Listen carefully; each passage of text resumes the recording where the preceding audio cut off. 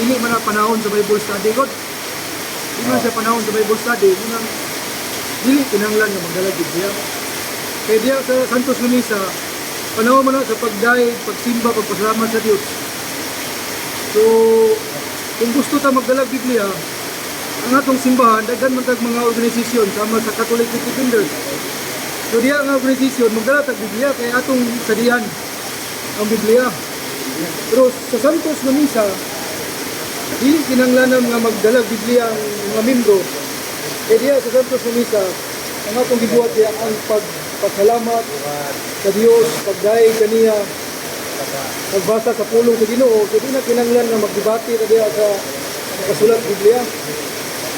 Pero natay mga organisasyon sa simbahan na sama sa Bible Apostolate, na kanang mga organisasyon sama sa CFD o guban pa ng mga apologists na mga organisasyon, isang mga charismatic o guban nga mga organisasyon sa itong simbahan na panahon na mag-Bible study, so magdalag Biblia ang mga membro. So ano lang siguro kung sa tubag sa nangutan na depende na sa sitwasyon.